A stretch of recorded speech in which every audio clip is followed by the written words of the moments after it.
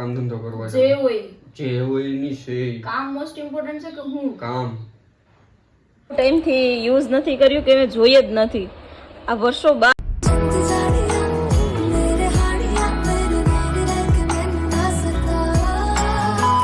Good morning guys, Radhe Radhe. કેમ છો બધા? આઈ હોપ કે તમે બધા મજામાં હશે અને આપ સૌનું સ્વાગત છે મારા એક મસ્ત મજાના વ્લોગ પર ગાઈઝ. મોટેથી ફાટો તો આમાં સંભળાશે, ધીમે ધીમે કીડીને જેમ બોલજો ને તો કોઈ નહીં સંભળે ગાઈઝ. એટલે જ મને ધોલી ગયો કારણ કે છોકરી પર બની શકે. ધોલી વેઇટ ધવલી કાંઈક તો છુપાવે છે મારાથી. સેના જાઓ પિયા એસે ના જાઓ. એટલે રીટા વાઢેર તમને અહીંયા શું મોજા માટે તમે ગોતવા માટે ને લઈ આવ્યા? ત્યાંથી ફોન પડી ને રીટા વાઢેર આગળ પોખ્યો તો નવો ફોન નહીં આવે તો નહીં આવે કા તમે મારા માટે નવો ફોન નહીં લઈ શકો? મોજા મોજા જો તમારામાં કેટલી હિંમત છે.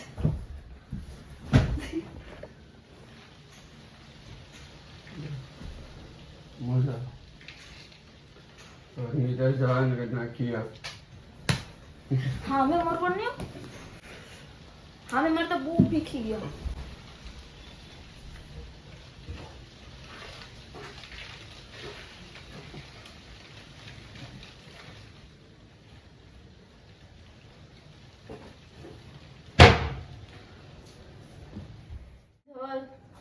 મેં તમારા માટે જો સ્ટોરી લખી છે રાતના 2 વાગ્યા. મોટું લે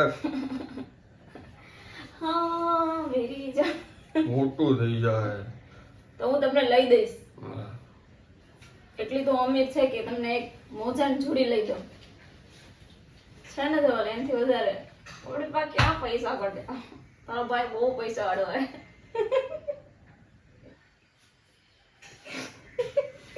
એટલે કે તમારી ભાઈ એટલે કે માર ખાવા અહીંયા છે ધોલ પગ જે દુખે સોરી સોરી હું થયું ધોલ ને દુબઈ જોતો ને તે ઓલો લાગી ગઈસ કાલ ધવલ ને એકચ્યુઅલમાં પાણી વાળવા ગયા હતા. દુબઈ નતા ગયા, પાણી વાળવા. ક્યાં ગયા હતા ધવલ તમે? દુબઈ પાણી વાળવા ગયા હતા. હાલો હવે ના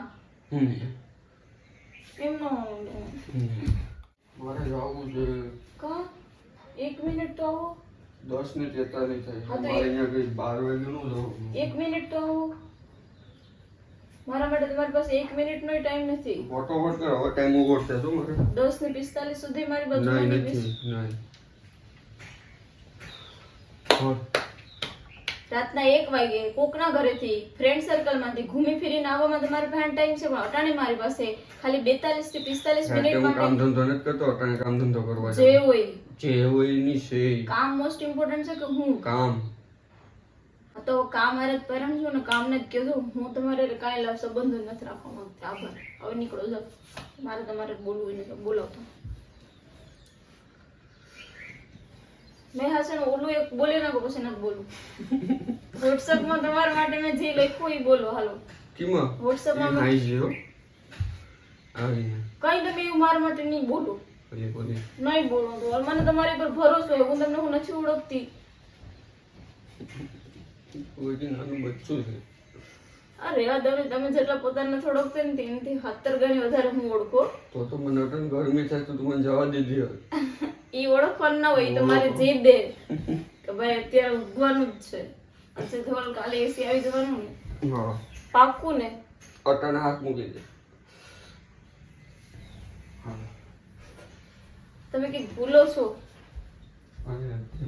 ને જો પછી ઈ ભૂલી ગયા ને તો હવે તમે ભૂલી જાજો કે હું ઈ તમારી વાત માની.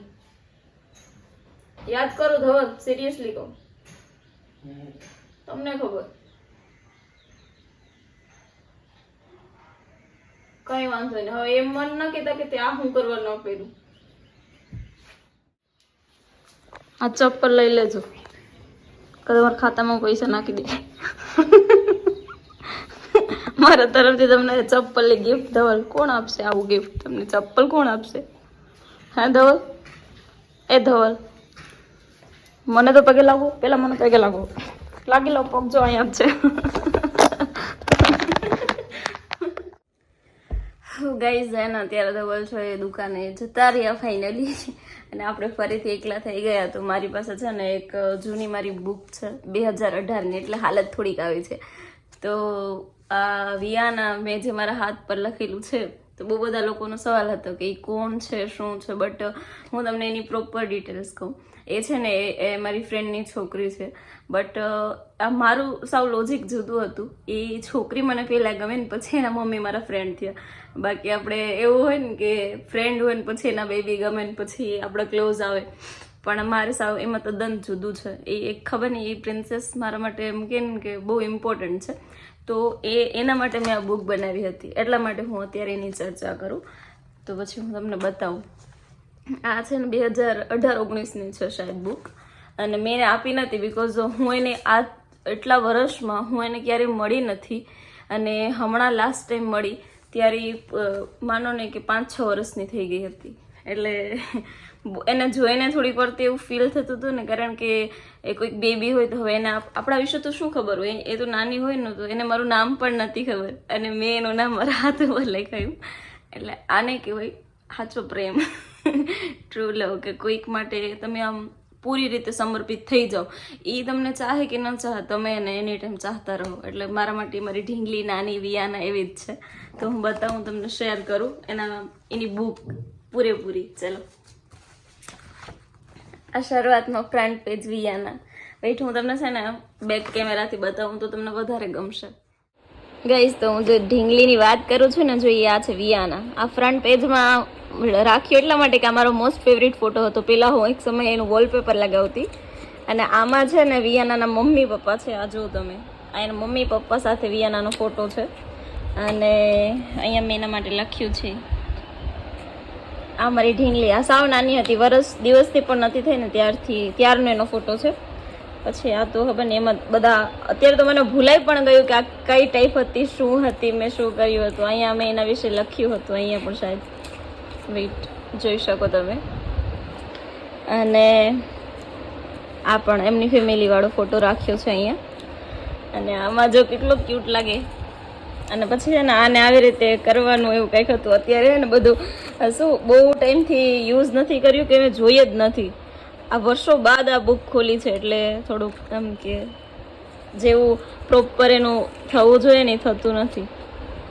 વેઇટ, આમાં જો માસૂમ, ઇનોસેન્ટ, માય ગર્લ. આ બી એના મોસ્ટ ઓફ ફોટો મારા ફેવરિટ જ છે, કારણ કે એ પોતે મને બહુ ગમે છે. અહીંયા પણ જો મારી ઢીંગલી, અહીંયા અત્યારે 1 વર્ષની પૂરી, ટૂંકમાં વર્ષ પૂરું થયું ને ત્યારે એનો ફોટો ક્લિક કરાવ્યા એ વાળા છે. અને આ બધા, આ એનો મકર સંક્રાંતિ વાળો ફોટો છે અહીંયા. બટ જોઈએ અહીંયા શું છે. ઓકે, મેં એના વિશે કંઈક લખ્યું છે સ્ટીકરનો. અને ગાઈઝ, આજે છે ને હું તમને એક વાત શેર કરવા જઈ રહી છું. આ જે વિયાના છે ને એનો આજે બર્થડે છે, અને તમે વાત માનશો હું ભૂલી ગઈ હતી. યસ, અમારા માઇન્ડમાંથી કેવી રીતે નીકળી ગયું ને મને ના ખબર રહી, બિકોઝ હા, મારા માઇન્ડમાં રાતના 12 વાગે એવા થોટ્સ આવતા હતા કે આજે 12/6 છે. તો મેં ધવલ સાથે પણ શેર કરેલું કે આજે કંઈક તો છે એમ આ ડેટના, બટ એ ભૂલી ગઈ કે યસ આજ મારી પ્રિન્સેસનો બર્થડે છે. તો પછી મને એક વ્યક્તિનો મેસેજ આવ્યો, મને કીધું વિયાનાનો બર્થડે ભૂલી ગઈ. પછી મને શોક લાગ્યો. મેં કીધું યાર હા યસ, એનો બર્થડે ભૂલી ગઈ. અને ખબર નહીં, તો પણ એની સ્ક્રેપ બુક આજે મેં ખબર નહીં મારા માઇન્ડમાં ઓચિંતાના થોટ્સ આવ્યો કે મને એની બુક જોવી છે. બાકી મેં બુક અત્યારે તો હું પાછળથી વોઇસ એડ કરું. આ બુક જ્યારે જોતી હતી ને ત્યારે મને ખુદને નથી ખબર કે એનો બર્થડે છે. ના, એના બર્થડે માટે જ મેં બનાવી હતી આજથી ઘણા વર્ષો પહેલાં. તો એમ કે કોઈક લોકો હોય ને આપણા દિલના એટલા કરીબ હોય ને કે આવી રીતે કોઇન્સિડન્સ પણ એમ એ બધા સીન ફરીથી રિપીટ થતા હોય લાઈફમાં. એટલે હું એ થિંકિંગ કરીને ક્યાંક શોક પણ છે, અને ક્યાંક એવું એમ હેપીનેસવાળું પણ મોમેન્ટ્સ મારા અંદર આવે કે યાર થેન્ક યુ ગોડ. જો ને વિયાનાનો લાઈવ ફોટો કેવડો છે. આ ગાઈઝ હું છે, અને આ વિયાના જ છે. આ બધા એના ફોટા છે. આ એ 8 મહિનાની હતી ત્યારનો, ને આ હું 8 મહિનાની હતી ત્યારનો. અમે બંને 8 મહિનાના હતા ને ત્યારનો ફોટો છે. અને ગાઈઝ આ દેખો, હેપી બર્થડે આવી રીતે હતું, કંઈક મેં બનાવ્યું હતું. મમ્મી પપ્પા અને આ જો હું ગઈ અમારો 2018નો ફોટો કેવા યાર અત્યારે તો દાંત આવે ભલે ગાઈઝ જોવામાં મને સ્માઇલ લિપસ્ટિક ને ક્યારેક કરી લેતા. સો આ હતી મારી બહુ બેસ્ટ મેમરીઝ ગાઈઝ.